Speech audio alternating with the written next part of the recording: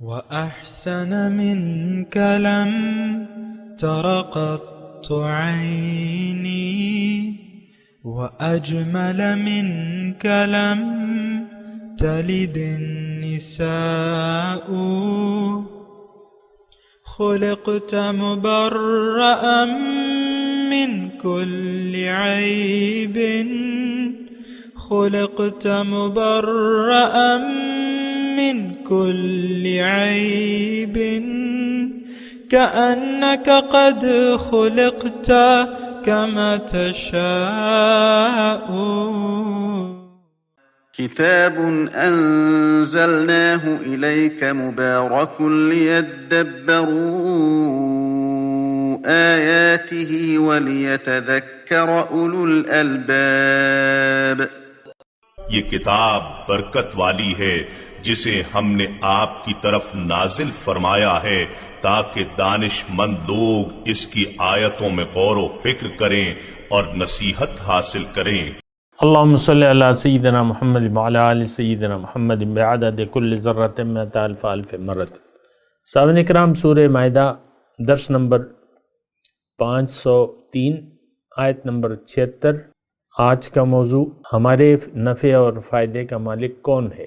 اس کے ساتھ آج کے سبق کا آغاز کرتے ہیں. سب سے پہلے گزشتہ سبق کا اعادہ ہوگا. اعوذ باللہ من الشیطان الرجیم. پناہ مانگتا ہوں میں اللہ کی شیطان مردود سے. بسم اللہ الرحمن الرحیم. شروع اللہ کے نام سے جو بڑا مہربان نہایت رحم والا ہے. لقد كفر الذين قالوا إن الله هو المسيح ابن مريم وقال المسيح يا بني إسرائيل اعبدوا الله ربي وربكم إنه من يشرك بالله فقد حرم الله عليه الجنة ومأواه النار وما للظالمين من أنصار. وہ لوگ بلا شبہ کافر ہیں جو کہتے ہیں کہ مریم کے بیٹے عیسیٰ مسیح خدا ہے، حالانکہ مسیح یہود سے یہ کہا کرتے تھے کہ اے بنی اسرائیل خدا ہی کی عبادت کرو جو میرا بھی پروردگار ہے اور تمہارا بھی، اور جان رکھو کہ جو شخص خدا کے ساتھ شرک کرے گا خدا اس پر بہشت کو حرام کر دے گا اور اس کا ٹھکانہ دوزخ ہے اور ظالموں کا کوئی مددگار نہیں. لقد كفر الذين قالوا إن الله ثالث ثلاثة وما من إله إلا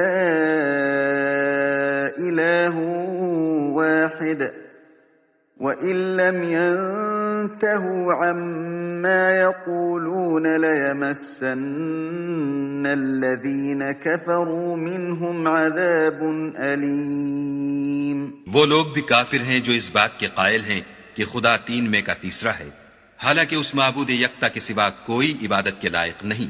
اگر یہ لوگ ایسے اقوال و عقائد سے باز نہیں آئیں گے تو ان میں جو کافر ہوئے ہیں وہ تکلیف دینے والا عذاب پائیں گے. افلا يتوبون الى الله ويستغفرونه والله غفور رحيم. تو یہ کیوں خدا کے آگے توبہ نہیں کرتے اور اس سے گناہوں کی معافی نہیں مانگتے، اور خدا تو بخشنے والا مہربان ہے. ما المسيح ابن مريم إلا رسول قد خلت من قبله الرسل وأمه صديقة كانا يأكلان الطعام انظر كيف نبين لهم الآيات ثم انظر أنا يؤفكون. مسیح ابن مریم تو صرف خدا کے پیغمبر تھے، ان سے پہلے بھی بہت سے رسول گزر چکے تھے، اور ان کی والدہ مریم خدا کی ولی اور سچی فرما بردار تھیں. دونوں انسان تھے اور کھانا کھاتے تھے. دیکھو ہم ان لوگوں کے لیے اپنی آیتیں کس طرح کھول کھول کر بیان کرتے ہیں، پھر یہ دیکھو کہ یہ کدھر الٹے جا رہے ہیں۔ سامعین اکرام، سورہ مائدہ آیت نمبر 76، لفظی ترجمہ قل اتعبدون من دون اللہ، آپ ان سے کہہ دیجئے کہ کیا تم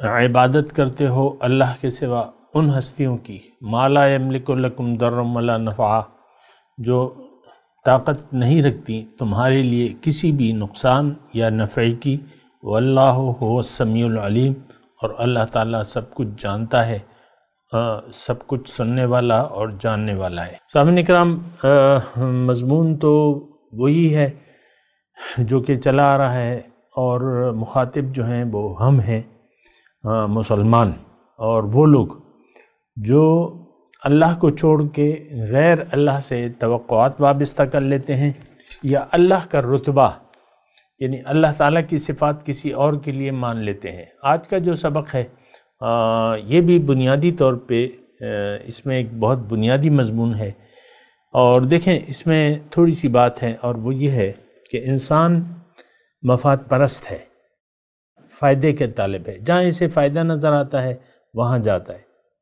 اب مثال کے طور پہ آپ یہ کہہ لیں کہ ایک چیز آپ کو ضرورت ہے، تھوڑا سا توجہ سامنے کرو، یعنی دو دکانیں ہیں جس میں ایک سا مال رکھا ہوا ہے، اور وہ یعنی دونوں میں سے ایک دکان میں سے آپ سامان لیں گے، ظاہر ہے کہ بیک وقت دو چیزوں تو نہیں لگیں، ایک چیز چاہیے وہ ایک ہی دکان میں ملے گی، جبکہ دوسری ایک دکان پہ لکھا ہوا ہے سیل 50%، اور دوسرے پہ سیل کا بورڈ نہیں ہے، اور آپ کی ضرورت کی چیزیں دونوں دکانوں پر یکساں موجود ہیں، ایک دکان نے سیل کا بورڈ لگایا ہوا ہے، آپ کون سی دکان میں جائیں گے؟ کہاں جا کے خریداری کریں گے؟ ظاہر ہے کہ جہاں آپ کو فائدہ معلوم ہوتا ہے کہ بھئی یہ چیز مجھے یہاں جو ہے 100 روپے کی ملے گی، ادھر 50 روپے کی ملے گی، 50% سیل ہے، تو آپ وہاں جائیں گے۔ تو دیکھیں، یہ تو ایسے میں نے آپ کو ایک مثال دی، انسان اپنے مفادات کا غلام ہوتا ہے۔ وہ کہاوتیں بھی ہیں اور یہ بھی ہیں کہ بھئی دنیا مطلب دی او یار، پنجابی میں نا کہ دنیا جو ہے وہ تو مطلب کی ہے، انسان مطلبی ہے۔ تو میں بھی آپ کو یہ کہہ رہا ہوں کہ انسان مطلبی ہے، جہاں اس کو فائدہ نظر آتا ہے زیادہ، یہ وہاں جو ہے جاتا ہے۔ یہ ایک یعنی مختصر میں نے آپ کو مضمون کہہ دیا، لیکن آپ دیکھ لیں کہ ایسے ہی ہے۔ انسان کی فطرت یہ ہے کہ مفاد پرست ہے، جہاں اسے زیادہ فائدہ نظر آتا ہے وہاں اور جہاں نقصان نظر آتا ہے وہاں سے بچنے کی کوشش۔ آج کی جو ہم آیت پڑھ رہے ہیں اس میں یعنی یہی انسانیت کی فطرت کو اللہ تعالیٰ آواز دے رہا ہے، یعنی جو اس کی یعنی فطرت ہے، یا جس طرح یہ پیدا کیا گیا ہے۔ انسان لالچی ہے، مفاد پرست ہے، اور اپنے فائدے کا حریص ہے۔ اب بات یہ ہے کہ انسان اگر جانور ہو یا دوسری جیسی مخلوقات ہیں، جانور ہیں جن کے پاس اتنی عقل یا سوچ نہیں ہے، تو پھر تو کوئی بات بنتی ہے، یعنی بے سوچے سمجھے یعنی اس کی عقل تو ہے تو اس کو عقل سے کام لینا چاہیے، اور یہ لیتا بھی ہے، دنیا کے معاملات میں کام لیتا بھی ہے۔ لیکن بات یہ ہے کہ یہ اللہ تعالیٰ نے اس کو ایک خاص یعنی تمیز دی ہے کہ زیادہ کہ حقیقی فائدہ جاننے کی، تو یہ اصل فائدہ جاننے کی کوشش کرتا ہے۔ یہ آیت نمبر 76 سورہ مائدہ انسان کو اس کے اصل فائدے کی طرف متوجہ کر رہا ہے اللہ تعالیٰ کہ دیکھو، تمہارا جن ہستیوں کو تم پکارتے ہو، یا جن کو تم نے اپنا معبود بنا لیا ہے، یا جن کی تم بات مانتے ہو، جس کی تم اطاعت کرتے ہو، جس کے بے دام غلام ہو، وہ تمہارے لیے کسی فائدے اور نقصان کا اختیار نہیں رکھتے۔ مثال کے طور پہ اوروں کی بات کیوں کریں، عیسائیوں کی بات کیوں کریں، ہم اپنی بات کرتے ہیں۔ ہم نے اپنے نفس کو خدا بنا لیا ہے، دنیا ہمارا معبود ہے، مقصود ہے، یعنی نفس، دنیا، شیطانی قوتیں، طاغوتی قوتیں، ان کو ہم دیکھ رہے ہیں اور انہی کے پیچھے چل رہے ہیں۔ طاغوتی قوتوں کے، نفسانی اور شیطانی طاقتوں کے اور ظاہر کے پیچھے ہم دوڑ رہے ہیں۔ ظاہر کو ہم نے آج دیکھ لیں، مثال کے طور پہ میں آپ کو زیادہ الجھاتا نہیں ہوں مضمون میں، لیکن پیسہ ہے، وہ ہمارا معبود ہے۔ پیسہ جو ہے اس میں ہم طاقت دیکھتے ہیں کہ پیسے میں طاقت ہے، لیکن اگر آپ حقیقت میں دیکھیں تو پیسے میں تو کوئی طاقت نہیں ہے۔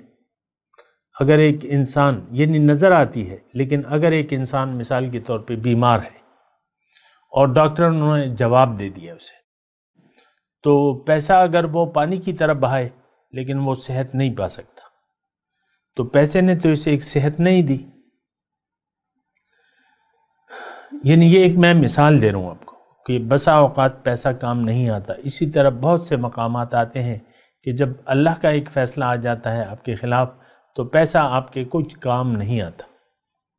اس بات پہ خوب اچھی طرح سن لیں، بسا اوقات ایسی نوبت آتی ہے کہ پیسہ جو قدر ہے یا اللہ کا فیصلہ، وہ یعنی پیسے سے آپ نہیں روک سکتے۔ تو صحت دینے والی کون سی ذات ہے؟ فائدہ دینے والی کون سی ذات ہے؟ النافع الضار۔ لیکن تھوڑا سوچیں تو یہ آیت جو ہے یہ بالکل ہمارے لیے ہے، ہمیں اللہ تعالیٰ ایڈریس کر رہا ہے۔ اتعبدون من دون اللہ ما لا یملک لکم ضر ولا نفع واللہ هو السمیع العلیم۔ کیا تم اللہ کے سوا ایسی ہستیوں کے سامنے جھکتے ہو؟ میں نے اصل میں بات یہ ہے کہ اتعبدون یعنی لفظی ترجمہ تو یہی ہے، عبادت۔ تو آپ میں سے ہو سکتا ہے بہت سے لوگ جو میرے نئے سننے والے ہیں تو وہ یہ کہیں کہ بھئی یہاں تو عبادت کا تذکرہ ہے۔ تو مجھے آپ بتائیے کہ میں تو آپ کو کہہ رہا ہوں کہ آپ جھک جائیں، کسی کے سامنے جھک جانا ہی عبادت ہوتا ہے۔ سامنے کرام اللہ کے سامنے آپ جھک گئے تو آپ اللہ کے بندے ہیں۔ نفس کے سامنے جھک گئے، طاغوتی قوتوں کے سامنے جھک گئے، معاشرے کے سامنے جھک گئے، کسی ABCD XYZ کے سامنے کے حکم کے سامنے آپ جھک گئے، وہی آپ کا معبود ہے، اس کے سامنے آپ جھک گئے۔ اسی لیے اللہ تعالیٰ نے ہمیں یہ فرمایا کہ مسلمان وہ ہے جس کا سر جھکائے اللہ کے سامنے۔ بلا من اسلم وجہہ للہ وہو محسن فلہ اجرہ عند ربہ ولا خوف علیہم ولا ہم یحزنون۔ جس نے بھی اپنا سر جھکا دیا اللہ کے سامنے تو اس کے لیے اجر ہے اللہ کے سامنے۔ تو یہاں بھی اللہ تعالیٰ یہ فرما رہا ہے کہ اے انسان، تم سوچ و سمجھ سے تو کام لو، حقیقی ذات کو دیکھو۔ امن یجیب المضطر اذا دعاہ ویکشف السوء عنہ۔ دوسری جگہ اللہ تعالیٰ نے فرمایا قرآن میں کہ کون ہے وہ جو مجبور شخص کی پکار کو سنتا ہے، مضطر، اور اس سے وہ یعنی تکلیف ہٹا دیتا ہے۔ یہ کون ہے؟ سمندر میں طوفان آتا ہے، اور بلکہ وہ واقعہ بھی میں آپ کو سناؤں، بڑا مزے کا ہے کہ یعنی حضور کی تعلیم تو یہی تھی، شأن نزول کے حساب سے ایک واقعہ ہے اور وہ آپ کو میں سنا رہا ہوں۔ تو حضور کی تعلیم تو یہی تھی کہ ایک اللہ کو پکارو، ایک اللہ سے توقع وابستہ کر لو، وہی نفع دے گا اور وہی نقصان دینے والا ہے، یعنی ساری طاقت کا مالک اللہ ہے، ایک اللہ ہے۔ تو ابو جہل کا بیٹا تھا اکرمہ، وہ یعنی رضی اللہ تعالی عنہ، ظاہر ہے کہ بعد میں مسلمان ہو گئے تھے تو ان کا نام ہم عزت و احترام سے لیں گے، حضرت اکرمہ رضی اللہ تعالی عنہ۔ اور ظاہر ہے کہ جب تک وہ ایمان نہیں لائے تھے تو وہ مخالف تھے، حضور صلی اللہ علیہ وسلم کی تعلیمات کے اور ان کے پیغام کے مخالف تھے، یہاں تک کہ حضور صلی اللہ علیہ وسلم مکے کو فتح کر لیا، اللہ تعالیٰ نے مکہ حضور کے ہاتھوں میں دے دیا صلی اللہ علیہ وسلم۔ تو بہت سے لوگ تو مسلمان ہو گئے، لیکن بہت سے لوگ مسلمان نہیں بھی ہوئے، کم لوگ جو ہے وہ ایمان نہیں لائے تھے۔ تو جو ایمان نہیں لائے تھے تو اب تو ان کا یعنی یہاں رہنا محال تھا، اور انہوں نے یا تو قتل ہونا تھا یا مقابلہ کرنا تھا یا جو ہے بھاگ جانا۔ تو یہ تو ایک گروپ جو تھا آدمی کا یہ بھاگ گیا، چلا میرے خیال سے شام کی یہ حبشے کی طرف یا جہاں بھی، کشتیوں میں بیٹھا، راستے میں سمندر تھا اور کشتی میں بیٹھ گیا اور وہ اس کو پار کرنے لگا۔ تو کیا ہوا کہ راستے میں وہ اکرمہ رضی اللہ تعالی عنہ وہ بھی اس میں تھے، ظاہر ہے کہ اس وقت شرک کی حالت میں تھے، تو حضور کے پیغام کو تو انہوں نے پسند نہیں کیا تھا، اس لیے بھاگ رہے تھے۔ راستے میں جو طوفان آ گیا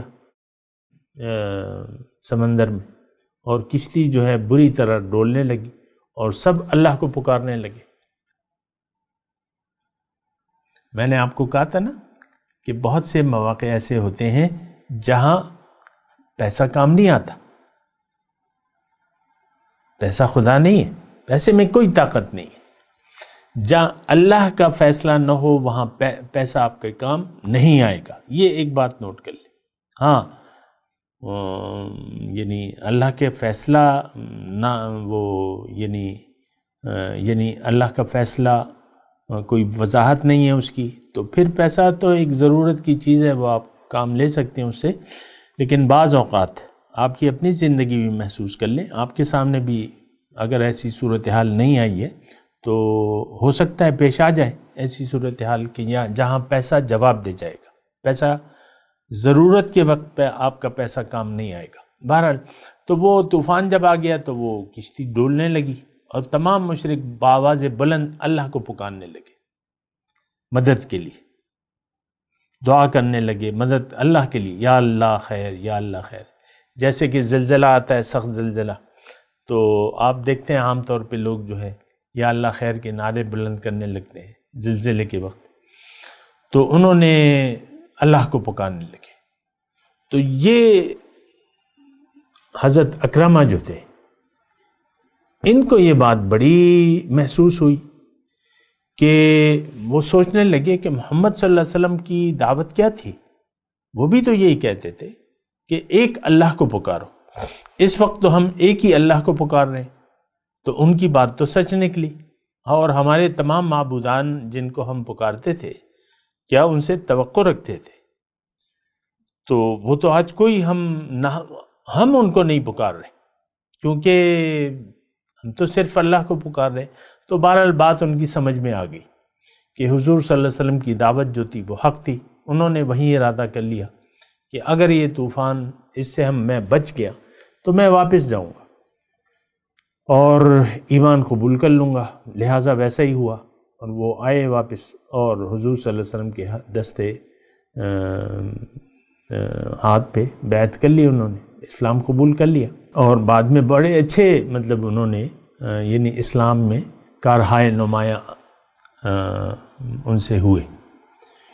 تو وہی بات میں آپ کو کہہ رہا ہوں کہ دیکھیں، ہم نے تو یعنی ہمارا معاملہ ایسا ہے کہ ہماری توقعات اللہ سے نہیں ہیں، اور اللہ تعالیٰ کو تو ہم نے بھلا دیا ہے، بالکل بھلا دیا ہے۔ ہماری جو یعنی اس وقت جو نارمل ہم زندگی گزار رہے ہیں، یہاں تو ہم غیر اللہ کو ہم پکار رہے ہیں۔ وہ غیر اللہ ہو سکتا ہے آپ کا اپنا سکل ہے، یا آپ کسی چیز آپ نے تعلیم حاصل کی ہے، آپ یعنی کوئی توپ چیز بن گئے تو آپ اپنی سکل کو حیثیت دیں، یا آپ کے پاس پیسہ ہے اس کو آپ اہمیت دیتے ہیں، یا آپ کے پاس کرسی ہے، اقتدار ہے، جو بھی ہے تو آپ اس کو اہمیت دیں۔ تو بہرحال یہ ہو سکتا ہے، عام طور پہ تو یہی ہے کہ ہر آدمی اس وقت معاشرے کا ہر فرد جو ہے غیر اللہ کو پکار رہا ہے۔ اسی لیے میں آپ کو یہ کہہ رہا ہوں کہ یہ آیت جو ہے یہ ہمارے لیے ہے۔ آپ دیکھ لیں، اچھا اسلام کی تعلیم کیا ہے کہ آپ اللہ کو پکارو، بل ایاہ تدعون، بلکہ اسی کو پکارو، کیونکہ کوئی بھی نفع یا نقصان دینے کی قدرت نہیں رکھتا۔ حقیقت یہ ہے سامنے کرام، ہمارا تو یقین نہیں آتا، نہ اس وقت میں آپ کو کہہ رہا ہوں مجھے معلوم ہے کہ آپ کا ذہن جو ہے وہی پرانی ڈگر پہ چلتا رہے گا۔ پکار تو اللہ کی ہے، یہ لہو دعوت الحق وَأَنَّمَا يَدْعُونَ مِن دُونِهِ الْبَاطِلِ، قرآن میں اللہ تعالیٰ نے لکھ دیا ہے کہ پکار تو اللہ کو جائز ہے، اور باقی تو بتانے حاضر ہی ہیں۔ وہ آپ کو میں نے شعر سنایا بھی تھا، اچھا شعر ہے، اور کہ سروری زیبا فقط اس ذات بے ہمتا کو ہے۔ سبحان اللہ، سروری بادشاہی، سروری زیبا فقط اس ذات بے ہمتا کو ہے، حکمراں ہے ایک وہی باقی بتانے حاضری۔ اصل حکمران، اصل طاقت اللہ کے پاس ہے۔ تو بات یہ ہے کہ یہ دیکھیں، اتعبدون من دون اللہ ما لا یملک لکم ضرا ولا نفعا واللہ هو السمیع العلیم۔ اللہ کی طرح تو کوئی بھی نہیں ہے سرکار، اللہ ہی ہے، اللہ ہی، وہ کہتے ہیں نا کہ اللہ بس باقی ہوس، اللہ ایک ہے اور ایک ہی ذات ہے، اصل حقیقت میں ایک ہی ذات ہے، لا موجودہ الا اللہ، اللہ کے سوا تو کسی چیز کا وجود ہی نہیں ہے، حقیقی وجود تو نہیں ہے، باقی تو مخلوقات ہیں۔ تو مخلوق کو پکارے، یہ تو غلط ہے، مخلوق کو اللہ کو پکارنا چاہیے، خالق کو پکارنا چاہیے، سبحان اللہ۔ تو بہرحال یہ دیکھیں، آیت تو ایک ہے، مختصر بھی ہے، لیکن اس میں ہمارا جو دلی کچا چٹا ہے نا، وہ اللہ تعالیٰ نے کھول دیا، کھول کے رکھ دیا ہے۔ اتعبدون من دون اللہ ما لا یملک لکم ضرا ولا نفعا، سبحان اللہ۔ یعنی دیکھیں اللہ تعالیٰ ہماری دلی کیفیات سے تو واقف ہے، سمیع، سن بھی رہا ہے، علیم، جانتا بھی ہے ہماری دلی کیفیات سے، واللہ هو السمیع العلیم۔ تو اب بات یہ ہے کہ دیکھیں، انسان اگر حقیقت سے منہ موڑ لے تو اس کو تو کوئی فائدہ نہیں ہوگا۔ مثال کے طور پہ ایک بیمار ہے، تھوڑی سی مثال قائم کر لیتے ہیں سمجھنے کے لیے۔ تو 100 اقسام کی گولیاں ہیں، آپ جائیں میڈیکل اسٹور پہ، ساری دواؤں سے دکان بھری ہوتی ہے،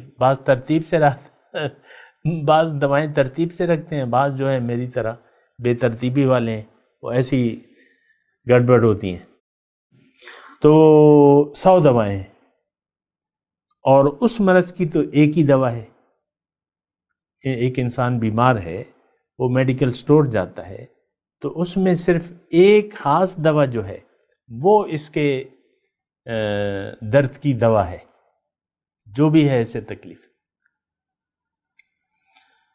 تو اب اس کو تو وہ دوا لینی ہے جس سے اس کو فائدہ ہو، اور وہ دوا نہیں لینی جس میں اس کے لیے فائدہ نہ ہو۔ اب ظاہر ہے کہ آپ غلط دوائی کھا لیں گے تو وہ فائدے کی بجائے آپ کو نقصان دے گی، صحیح دوا کھائیں گے تو آپ کو فائدہ ہوگا۔ یہ مثال ہے کہ اور یعنی جو گولی آپ کو فائدہ دے رہی ہے وہی لیں۔ انسان کو دیکھیں، انسان، میں نے آپ کو ابتدا میں یہ کہا کہ انسان اپنے فائدے کا حریص ہے، طالب ہے، لالچی ہے۔ وہ میں نے سیل کی مثال دی تھی نا کہ جہاں زیادہ اسے فائدہ ملتا ہے۔ آپ دیکھیں کہ حقیقی فائدہ کون دے گا اسے، اصل اختیار کس کے پاس ہے، یہ دیکھیں۔ اصل اختیار، فائدے اور نقصان کا اختیار کس کے پاس ہے؟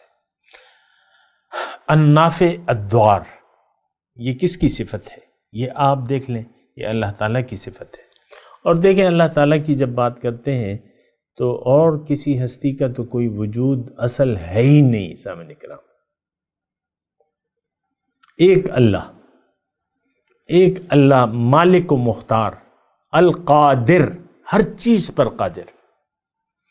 اب دیکھیں، نقصان پہنچانے کے لیے حضرت ابراہیم علیہ السلام کو آگ میں ڈال دیا گیا۔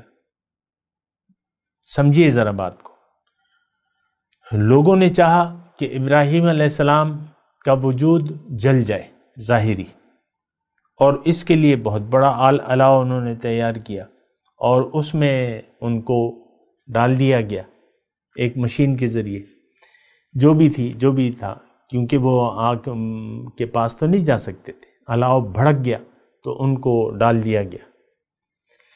قلنا یا نار کونی بردم وسلاما علی ابراہیم، ہم نے کہا آگ کو کہ اے آگ سلامتی کے ساتھ ٹھنڈی ہو جا ابراہیم علیہ السلام پہ۔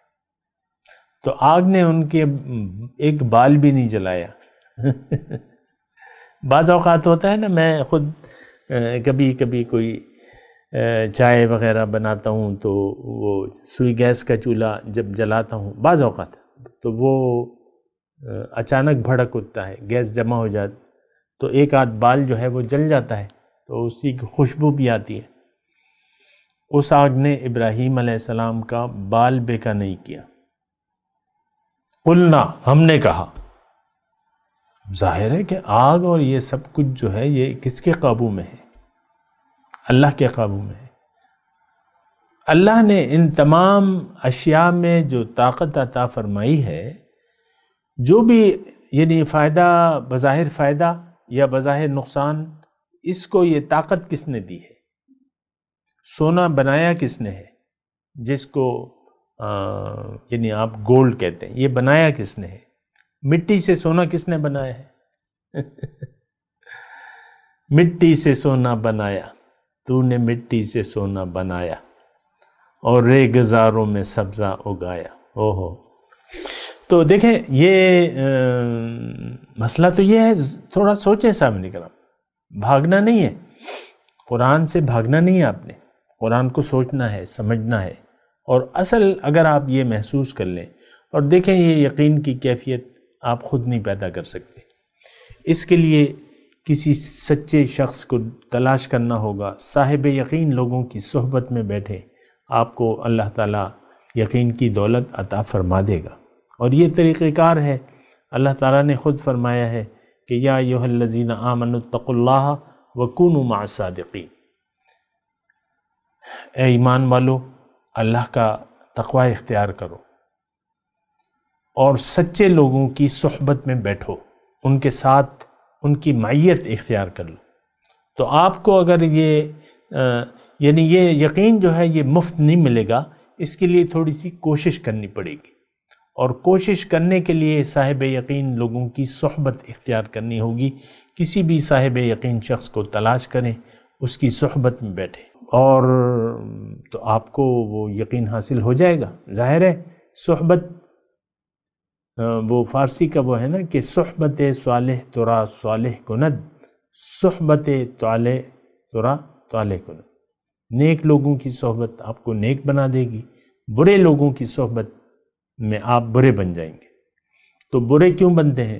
اچھے بنیں، اچھے لوگوں کی صحبت میں بیٹھیں، ان کے ساتھ رہیں، ان سے مشورہ لیں اور ان پر یقین کریں کہ ہاں یہ اللہ کے بندے ہیں، اور ایسے بندے قیامت تک موجود رہیں گے۔ اللہ تعالیٰ نے انتظام کیا ہوا ہے سامنے کرام، آپ کے لیے سچے لوگ بنائے بھی ہیں، اس کا انتظام بھی کیا ہے۔ تو بہرحال میں نفع اور نقصان، کوئی ذات اللہ کے حکم کے مقابلے میں، بلکہ میں وہ آیت پڑھ بھی دیتا ہوں، وَيَمْسَسْكَ اللَّهُ بِضُرٍّ فَلَا كَاشِفَ لَهُ إِلَّا هُوَ وَإِن يُرِدْكَ بِخَيْرٍ فَهُوَ عَلَى كُلِّ شَيْءٍ قَدِيرٌ، یا فَلَا رَادَّ لِفَضْلِهِ، مختلف جگہ یہ آیت آئی ہے کہ اگر اللہ تعالیٰ کوئی نقصان اگر تمہیں پہنچانا چاہتا ہے تو کوئی تمہیں اس نقصان سے بچا نہیں سکتا، اور اگر وہ تمہیں کوئی فائدہ پہنچانا چاہتا ہے تو اس فائدے کو تم سے کوئی روک نہیں سکتا، اور وہ ہر چیز پر قادر ہے۔ تو ہمارا حال کیا ہے؟ وہ ایک شعر میں آپ کو سناتا رہتا ہوں کہ بتوں سے تجھ کو امیدیں، خدا سے نا امیدی، مجھے بتا تو صحیح اور کافری کیا ہے۔ ہم نے تو بتوں سے امیدیں لگا رکھی ہیں، جبکہ یہ بات غلط ہے، ایسا تو نہیں ہے۔ بت میں تو کوئی چیز نہیں ہوتی، تو ایک ذات کو پکارنا چاہیے، کیونکہ فائدہ اور نقصان کا مالک صرف اللہ کی ذات ہے۔ بہرحال میں تلاوت کرتا ہوں، میرے ساتھ دہرائیے۔ اعوذ باللہ من الشیطان الرجیم، بسم اللہ الرحمن الرحیم۔ قل اتعبدون من دون اللہ ما لا یملک لکم ضرا ولا نفعا واللہ هو السمیع العلیم۔ اب اس آیت کی ترجمہ سنا دیں۔ قل اتعبدون من دون اللہ، کیا تم پکارتے ہو، آپ ان سے کہہ دیجئے کہ کیا تم عبادت کرتے ہو اللہ کے سوا، ما لا یملک لکم ضرا ولا نفعا، جو قدرت نہیں رکھتی، جو طاقت نہیں رکھتی تمہارے لیے نہ کسی نقصان کی اور نہ نفع کی۔ واللہ هو السمیع العلیم، اللہ تعالیٰ جو ہے وہ سب کچھ سننے والا اور جاننے والا ہے۔ اب ان آیت کی تلاوت اور ترجمہ۔ اعوذ باللہ من الشیطان الرجیم، پناہ مانگتا ہوں میں اللہ کی شیطان مردود سے۔ بسم اللہ الرحمن الرحیم، شروع اللہ کے نام سے جو بڑا مہربان نہایت رحم والا ہے۔ قل اتعبدون من دون اللہ ما لا يملك لكم ضرا ولا نفعا واللہ هو السمیع العلیم۔ کہو کہ تم خدا کے سوا ایسی چیز کی کیوں پرستش کرتے ہو جس کو تمہارے نفع اور نقصان کا کچھ بھی اختیار نہیں، اور خدا ہی سب کچھ سنتا جانتا ہے۔ سامعین کرام، اس کے ساتھ آج کے درس کا وقت اختتام کو پہنچا۔ اگلے درس میں انشاءاللہ ملاقات ہوگی۔ وآخر دعوانا ان الحمدللہ رب العالمین۔ مولاي صل وسلم دائما ابدا على حبيبك خير الخلق كلهم۔